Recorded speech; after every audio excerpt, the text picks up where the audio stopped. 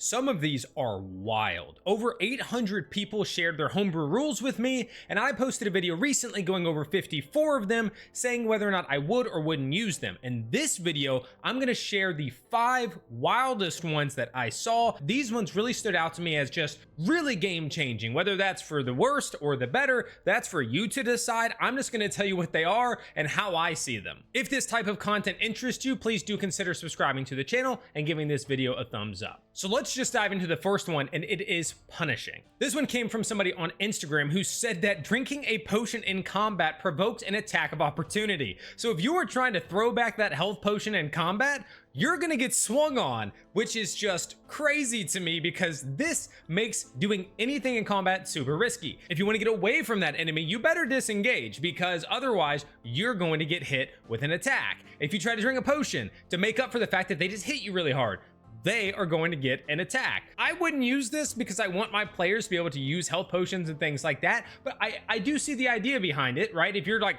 cracking open a bottle and chugging it in the middle of a fight, you're putting yourself at risk. However, that one's just a bit punishing for me, and I don't know how many players would really appreciate that. But let's move on to the next one. This one was super interesting, and I'm not even completely against this one. I just thought it was kind of wild that everybody starts with 10s in all stats. Every single stat from strength to charisma is a 10. And then from every level, 1 through 12, you get an ASI whenever you level up. So you're basically building your stats as you go, which is a really unique premise for players who are interested in that sort of thing.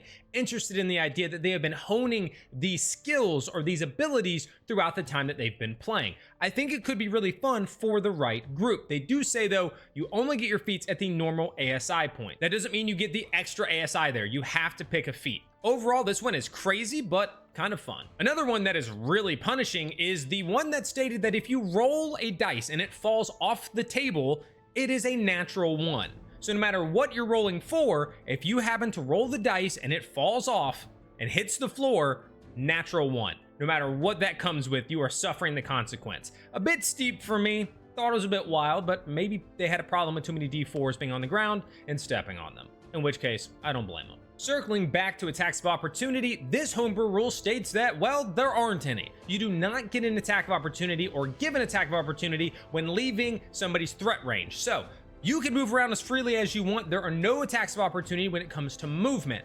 I wouldn't use this. I like attacks of opportunity. I think there's a place for them in the game, and I feel like it really leans itself towards the fast-moving classes being able to just abuse everything. When you have a monk that can move like 90 feet and around, his ability to literally run in, punch somebody a bunch of times, and then get out to a range where that person cannot get to them, and then do the same thing in the next round, it just seems a little bit broken. So it's crazy, and I'm not a fan. And the last one is quite crazy. It allows you to grab somebody and use them as a meat shield. Not only that, but you can then swing with that body, that being, the creature, whatever it is, and beat people with it. And on top of that, any attacks on you, they take damage for. So you can run up to a humanoid enemy, grab them, use them as a meat shield, while also swinging them as a strength-based weapon. Now, don't get me wrong, I understand how cool that could be, but it is pretty crazy to be able to do that, so it made this list. And those are the 5 wildest ones that I saw. There were some others that were really interesting and maybe you think are wild, but I don't. If you want to see a larger portion of them, you can go to the other video I posted covering 54. However, if you want to see every single one, you got to go to my TikTok, Instagram,